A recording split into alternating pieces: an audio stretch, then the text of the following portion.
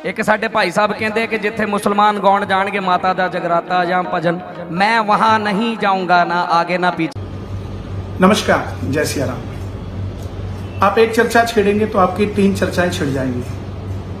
ये सत्य है और ये मुझे मालूम भी था, लेकिन मैं आज भी अपनी बात पे अडिग हूं।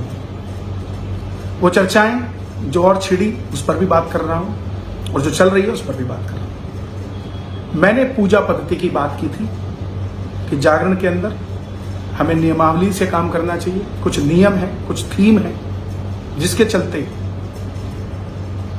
हमें ये सोचना चाहिए कि हमारे जागरण में गाने कौन आ रहा है, किस अवस्था से आ रहा है और किस अवस्था में जाएगा। क्या वो वैष्णव है जो वैष्णो देवी का भजन कर रहा है, उसको हिंदू मुस्लिम पर जोड़ दिया गया। क्या ये सही है?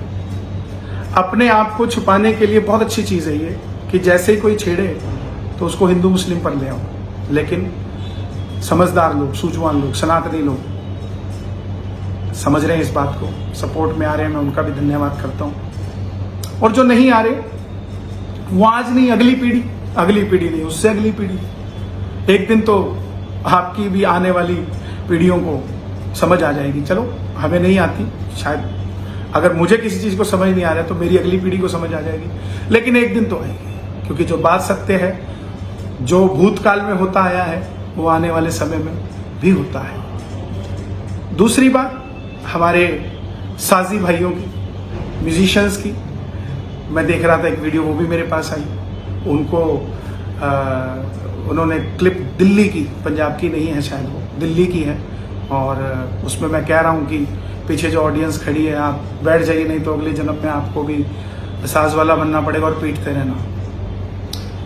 पहली बात तो म्यूजिशियंस जितने हैं, मैं सबको प्रणाम करता हूँ और हमारा परिवार है। अगर आपको किसी चीज का बुरा लगा है तो आपसे माफी मांगते हुए मुझे 1% भी तकलीफ नहीं है और ना होगी, क्योंकि गोस्वामी तुलसीदास जी ने भी कहा है, ढोल गवार शूद्र पशु नारी सकल ताड़ना के अधिकारी। ढोल को बोलने से नहीं बजता, उसको पीटना पड़ता है। तो हमने जो सुना, जो संतों से सुना, उन्हीं शब्दों को हम कीर्तन में यूज करते हैं। और वहां भीड़ बहुत ज्यादा थी, मैंने 20 बार पब्लिक को बोला कि बैठ जाइए, नहीं बैठे नहीं। तो ढोल के पीछे थे, तो ढोल वाला अक्सर बोलता है कि डगा लग जाएगा किसी के, तो किसी के चोट लग जाए तो वो पिटता रहता, क्या फायदा। इसलिए ये बातें बोली गई। फिर भी अगर आपको बुरी लगी है तो मैं अपने म्यूजिशियन से, क्योंकि ये साज या तो भगवान के पास हुआ है या फिर साजियों के पास हुआ है, मैं उनसे क्षमा मांगने में मुझे कोई तकलीफ नहीं, मेरे छोटे बड़े भाई हैं। और तीसरी चीज, जो यहाँ बात हो रही है कोई रिकॉर्डिंग वायरल होने की, तो सबकी अपनी अपनी मानसिकता है साहब। किसी भी तरीके की टीआरपी लेने के लिए कोई कुछ भी कर सकता है। हम अपनी बात कर जाते हैं, हम जाकर नहीं किसी को तंग करते। हम पहले ही कुछ बोले और बाद में कुछ बोले, ऐसा काम नहीं करते। और बात रही मैं क्या सेवा करता हूं, क्या नहीं करता हूं, इससे मुझे किसी से कोई वार्ता नहीं करनी। मेरी भक्ति मेरे घर से शुरू होती है और वहीं पर खत्म हो जाती है। और फैक्ट है ये, ज्यादा पैसे इसीलिए लिए जाते हैं कि कार्यक्रम कम किए जाएं, क्योंकि हम लोग इतना कार्यक्रम नहीं कर सकते। लोगों की इच्छा है, फिर भी जाएं तो जाना पड़ता है। और बहुत सारी ऐसी जगहें हैं जो मंडल, जिनके पास मैं सेवा करके आता हूँ, और ऑलरेडी पंजाब में भी काफी मंडलों के साथ हमने कॉम्प्रोमाइज कर उस काम को किया है। ठीक है, वो मंडल आगे नहीं आता बोलने के लिए, मुझे उससे कोई गिला नहीं है, लेकिन फिर भी हमें सोचना चाहिए, साथ देना चाहिए। तो मैं पुनः आप सबसे निवेदन करता हूं कि मैंने कोई हिंदू मुस्लिम नहीं किया। जो लोग ये कर रहे हैं उनको समझना चाहिए, उस चीज को समझें। आस्था अगर आपकी है तो आस्था हमारी भी है।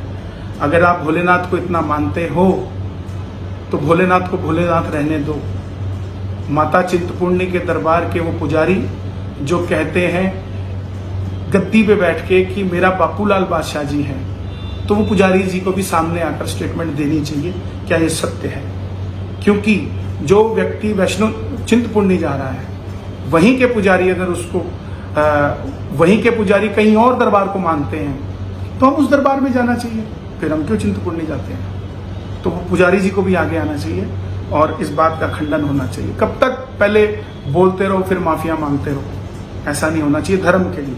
व्यक्तिगत कोई बात है, माफ़ी मांगने में कोई तकलीफ नहीं होती, लेकिन जब एक धर्म, एक समाज, एक पंथ के बारे में बात हो रही हो तो उसकी क्लैरिफिकेशन होनी चाहिए। मैंने ईसाई धर्म को मेरी किसी बात से ऐसा लगा कि मैंने कहीं ना कहीं उनका मजाक, उनको लगा कि मैंने मजाक बनाया, तो मैंने क्लैरिफिकेशन की वीडियो उसी समय डाली, उसकी क्लैरिटी हो, कोई भी चीज़ हो, क्योंकि धर्म सब बराबर है, कोई छोटा बड़ा नहीं है। मैंने पूजा पद्धति से शुरू किया था, लेकिन कहते हैं ना एक उंगली आगे करेंगे तो 3 आपकी तरफ है, तो आएंगी, लेकिन हम अडिग हैं।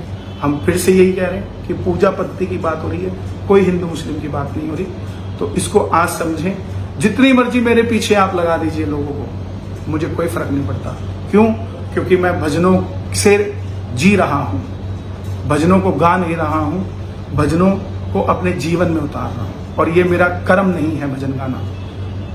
मुझे ठाकुर जी ने सेवा दी हुई है तो मैं गा रहा हूं। मेरा कर्म सिर्फ और सिर्फ सुबह उठना और भगवान के लिए चल पड़ना है। जब तक वो चला रहा है तब तक चलते रहेंगे। इसीलिए पुनः इस वीडियो को जितने भी मीडिया वाले हैं, जो स्टेटमेंट बार बार फोन आ रहे हैं काफ़ी मीडिया के, इसी में से आप लेकर अपने जवाब को काट छाट के जैसे भी आप लोग बनाते हैं वैसे डाल सकते हैं। और सत्य सदैव सूर्य समान होता है, सूर्य को कभी भी ढका नहीं जा सकता, रोज सुबह निकलता है नई किरण के साथ। मैं पुनः कह रहा हूं कि मैंने कोई हिंदू मुस्लिम की बात नहीं की, मैंने पूजा पद्धति की बात की, अपनों से अपनों की बात की है, दूसरे को तो उसमें आना ही नहीं चाहिए।